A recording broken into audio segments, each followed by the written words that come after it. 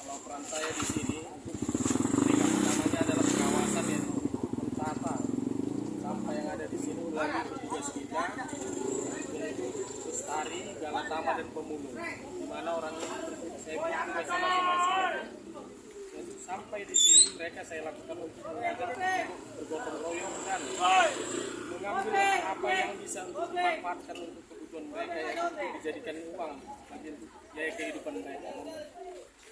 Untuk cara penataannya di sini setelah pembersihan wilayah TPS barulah para Bestari dan Galatama bisa bekerja dengan membongkar sampah yang diambil dari rumah ke rumah dan dibawa ke TPS ini.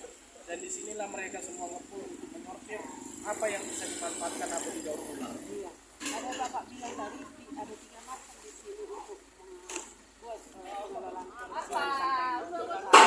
Bestari, 2 Galatama, 3 Pemulung. Apa peran Bestari di sini?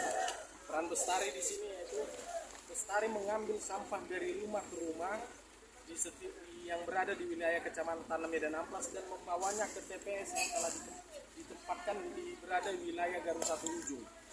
Sementara Galatama seperti itu juga mengambil sampah dari rumah ke rumah, cuman dinaungi oleh perorangan atau pihak ketiga seperti dikelola oleh LPM dan membuangnya juga di TPS. Nah, lembaga pemberdayaan masyarakat yang berada di kelurahan, yaitu bisa dikategorikan dia mengelola sampah yang berada di lingkungan itu. Dan begitu juga dengan Pemulung, dia di sini menyortir sampah yang dibawa oleh Bestari dan Galatama. Itulah tugas Pemulung di sini yang bisa dimanfaatkan atau didaur ulang. Pemulung itu biasanya dari daerah mana saja, Pak? Pemulung itu yang berada di wilayah Kecamatan Medan Amplas dengan domisilinya seperti di Kelurahan Amplas ataupun dari yang pinggiran yang berada di rumah susun di Kecamatan Medan Amplas. Pengelolaan ini anorganik ini biasanya apakah di bersirkulasi ini apakah juga dipindah oleh Pemulung atau bagaimana, Pak?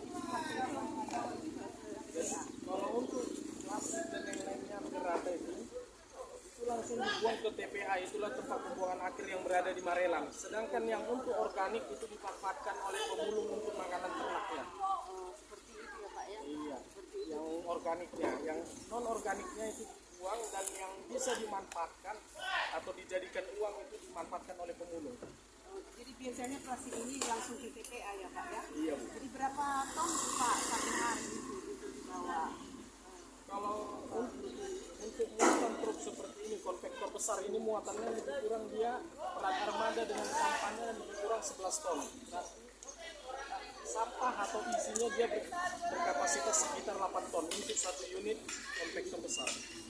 Ya, per hari berapa kali mengangkat Jadi kalau untuk armada yang untuk pengangkut sampah di sini ada sebanyak 5 unit untuk TPS Kecamatan Medan Amplas, 2 jam ambrol, 2 konvektor, 1 konvektor kecil. Kalau konvektor tadi berapa, Pak? Ada 2 unit, 1 yang besar, 1 yang kecil. Yang mengangkat ini biasanya di TPA apa saja? Konvektor apa? Konvektor dengan ambrol. Masih lihat ambrol. Jadi ini mulai tadi pagi hanya masuk ini ya, Pak ya? Dari pagi dia masih hanya konvektor dan dia step by step setelah penuh sampai baru dilanjutkan oleh armada yang lain lagi. Biasanya sampai jam berapa itu, Pak? Kalau Ada batas nggak? di sini batas armada dia sampai jam 5 sore. Pemulung ini Sampai jam 6 sore atau jam 7 malam. tengah malam juga ya, Pak ya? Ini nanti Bukan, kalau itu namanya ambrol. Ambrol itu, iya, itu langsung diangkat baknya sama sampahnya langsung. apa kau? Ini kenapa nggak ada setiap apa itu, Pak? Kenapa harus ini yang mengangkat? Kalau dia perkelurahan bukan ambrol namanya, tipper. Setiap kelurahan itu ada unit atau mobil disediakan itu namanya tipper. Jam 6 atau jam 5 pagi sudah berada di wilayah atau di kelurahan masing-masing.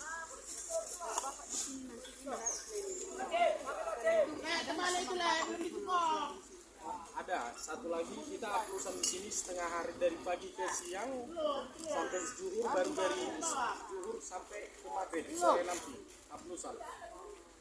Terima kasih Pak atas informasinya. Lain kali kita akan sampai lagi. Oke, sama-sama.